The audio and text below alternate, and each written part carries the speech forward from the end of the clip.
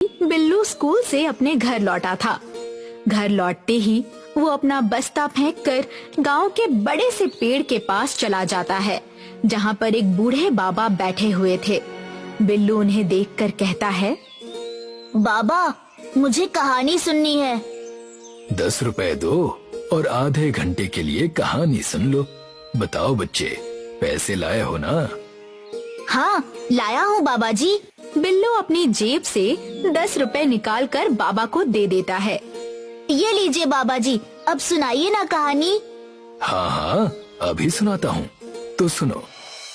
ये कहानी है गोराई गांव की, जहाँ पर नेहा नाम की एक गूंगी लड़की रहती थी। एक दिन वो बाहर घूमकर घर आ रही थी, तभी वो अपने माता पिता को झगड़ते हुए सुन लेती है और वो दरवाजे पर ही खड़ी होकर उनकी बातें सुनने लगती है। तुम्हारे कारण, सिर्फ तुम्हारे कारण ही मैं तुम्हारी गूंगी बेटी को घर में रखे हुए हूँ। जब मौका था तभी मुझे उसे कहीं छोड़ कर आ जाना चाहिए था। ऐसा मत कहिए आप, वो हमारी बेटी है। बेटी नहीं, बोझ है हमारे सिर पर वो। सिर्फ तुम्हारे कारण ही मुझे उसे अपने घर में रखना पड़ा। तुम्हारी बच्ची की वजह से परिवार ना जाने कितने ताने सुनता है हर दिन। आप इसका दोष सिर्फ मुझे ही क्यों दे रहे हैं? क्या वो आपकी बेटी नहीं है? जब वो लोग झगड़ रहे थे, उसी वक्त नेहा अंदर आ जाती है और उसकी माँ उससे कहती है, आ गई खेलकर? जाओ, हाथ पैर धो लो। हाथ पैर धो लो, हमें दूसरे गांव जाना है, लखनपुर में। जाओ, देख क्या रही हो? जाओ, अंदर जाकर हाथ पैर धो लो। नेहा के माता पिता उसे लेकर लखनपुर में एक मंदिर के पास जाते हैं और नेहा के पिता उससे कहते हैं, नेहा, यहीं रुको, मैं और तुम्हारी माँ 1 घंटे में आ जाएंगे। नेहा सिर हिलाकर हाँ कहती है। उसके माता पिता चले जाते हैं। 1 घंटा बीत जाता है, 2 घंटे बीत जाते हैं, रात हो जाती है, सुबह हो जाती है और नेहा की आंखों में आंसू आ जाते हैं। वो समझ जाती है कि उसके माता पिता उसे छोड़कर चले गए हैं। तभी उसके पास एक साधु आता है। अरे बेटा, कहाँ घूम रही हो और रो क्यों रही हो?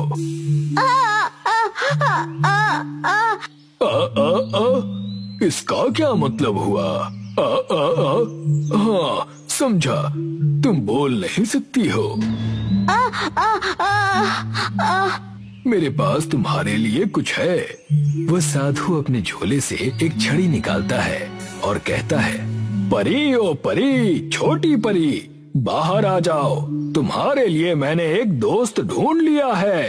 तभी एक छोटी सी परी वहाँ प्रकट हो जाती है।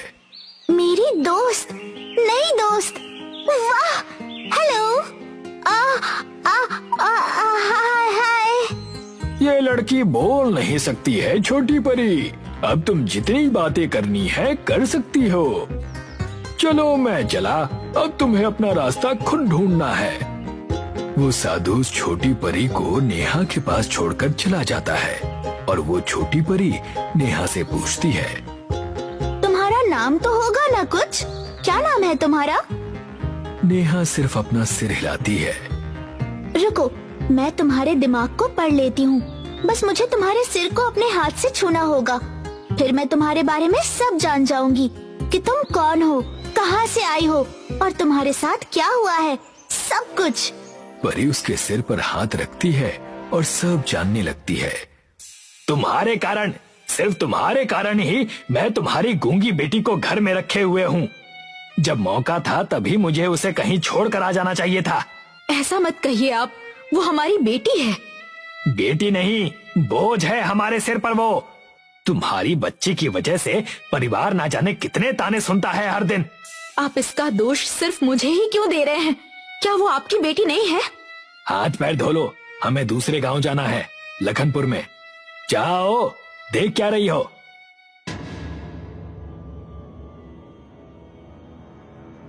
नेहा, यहीं रुको, मैं और तुम्हारी माँ 1 घंटे में आ जाएंगे।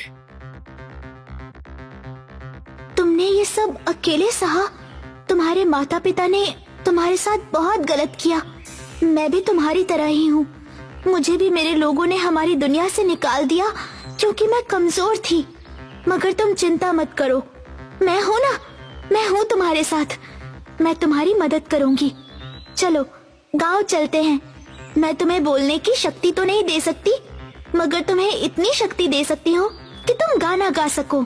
नेहा और परी दोनों गांव के बीच पहुंचते हैं। नेहा, मेरी तरफ देखो।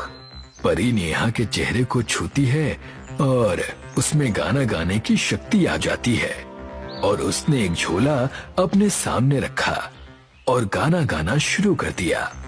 मेरी बातें, मेरी आवाज सुन लो दुनिया वाले, मेरा जो गम है तेरा भी है, हम एक समान बने हैं। ये गाना सुनकर वहाँ थोड़ी भीड़ इकट्ठा हो गई और सब उस झोले में पैसे डालने लगे। तभी उस भीड़ में एक आदमी खड़ा था जो नेहा के गाने से बहुत प्रभावित हुआ था। उसका नाम था मनप्रीत सिंह। मनप्रीत नेहा के पास जाता है और उससे कहता है, वाह, क्या गाया है आपने और कितने अच्छे बोल थे आपके इस गाने के, सुनकर मजा आ गया। नेहा तो बात नहीं कर सकती थी, इसीलिए वो परी मनप्रीत की बात का जवाब देती है। ये मेरी दोस्त नेहा है, ये बोल नहीं सकती। आप तो एक परी हैं और अगर नेहा जी बोल नहीं सकती हैं तो गा कैसे सकती हैं? ये मैंने किया है। मैं उसे सिर्फ गाने की शक्ति दे सकती हूँ और उसके मन को पढ़ सकती हूँ। जी ये भी सही है। मैं आपसे बस इतना कहना चाहता था कि मैं गायकों और कलाकारों का अखाड़ा लगाता हूँ गांव में। नेहा जी का गाना सुनकर लगा कि इन्हें भी पूछ लूं, क्या आप मेरे अखाड़े में गाना गाना चाहेंगी? लड़ाई के अखाड़े में गाना? ओ जी, लड़ाई के अखाड़े नहीं, गाने के अखाड़े। वो क्या कहते हैं, शो, जिसे लोग देखने आते हैं, उसे हम अपनी भाषा में अखाड़ा कहते हैं। परी नेहा की ओर देखती है और नेहा सिर हिलाते हुए मनप्रीत के अखाड़े में गाना गाने के लिए तैयार हो जाती है। फिर क्या, नेहा अखाड़े में जाती है, मगर दिक्कत सिर्फ इतनी सी होती है कि अखाड़ा गोराई गांव में था और नेहा गोराई गांव की ही थी। मनप्रीत अखाड़े के स्टेज की टिकटें गूंगी का गाना नाम से बेचता है। टिकट लेते समय कई लोग बातें कर रहे थे। गूंगी का गाना, ये कैसा अखाड़ा है भाई? अब तो जाकर ही पता चलेगा। नेहा स्टेज पर जाती है और उसके साथ वो परी भी होती है। नेहा अपना गाना गाना शुरू कर देती है।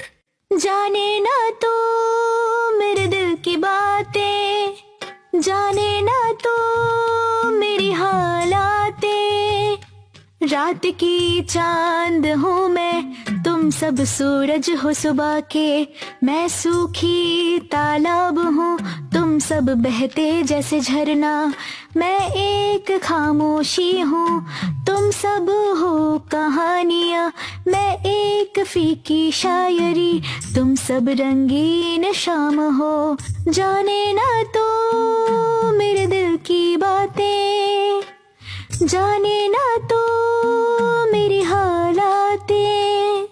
सब ये गाना सुनकर शांत हो गए और एक राज की बात बताऊं?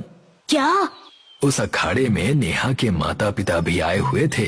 जब वो अपनी बेटी नेहा को गाते हुए देखते हैं तो उससे मिलने के लिए अखाड़े के पीछे जाते हैं, मगर उसी रास्ते पर परी उन्हें रोक लेती है। आप लोग नेहा के माता पिता है ना? आपको नेहा के साथ इतना गलत करके जरा भी शर्म नहीं आई? आपने उसे कितनी चोट पहुंचाई है। तुम तो परी हो। तो तुम वही हो जिसके कारण नेहा गाना गा पा रही है।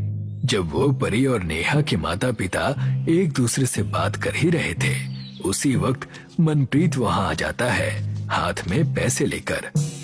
अरे परी जी, नेहा ने तो आज कमाल ही कर दिया। आज से पहले इतनी कमाई कभी नहीं हुई। ये अखाड़ा आपने आयोजित किया था? हाँ, क्यों, आप कौन है जी? जी, हम नेहा के माता पिता हैं। आप ये पैसे नेहा को देने जा रहे हैं? लोगों ने उसके लिए दिया है। तो ये पैसे आप मुझे दे दीजिए, मैं नेहा को दे दूंगा। नहीं मनप्रीत जी, ऐसा बिल्कुल मत कीजिएगा। तभी नेहा भी वहाँ आ जाती है और उसके पिता उससे कहते हैं, बेटा, मुझे गर्व है कि मैंने तेरी जैसी बेटी को इस दुनिया में लाया। जरा बताना इन मनप्रीत साहब को कि तुम हमारी बेटी हो। हाँ बेटा, बता दो, फिर घर चलो हमारे साथ। और इसके बाद हम अखाड़े में प्रदर्शन करवाएंगे तुम्हारे लिए। अब तुम बोलने लगी हो ना, अब सब ठीक हो जाएगा। 1 मिनट, आप नेहा के माँ बाप हो और आपको इतना भी नहीं पता कि नेहा सिर्फ गाना गा सकती है, वो भी परी की मदद से, मगर बात नहीं कर सकती है। मैंने कहा था ना मनप्रीत जी, ये सिर्फ नेहा के पैसों को देखकर उसे अपना बनाने की बात कर रहे हैं। नेहा अपने माता पिता के साथ वापस नहीं जाती है, वो वापस लखनपुर चली जाती है परी के साथ और आगे से कभी अपने माता पिता का चेहरा नहीं देखती है। ये कहानी सच में हुई है? हाँ, बिल्कुल सच में हुई है। मैं ये कहानी जाकर अपने पिताजी को सुनाऊंगा, मगर वो मुझसे पूछेंगे कि ये कहानी मैंने किससे सुनी है, तो मैं किसका नाम लूं? कहना मनप्रीत जी ने सुनाई है। अच्छा, तो आप ही मनप्रीत जी अखाड़े वाले हैं?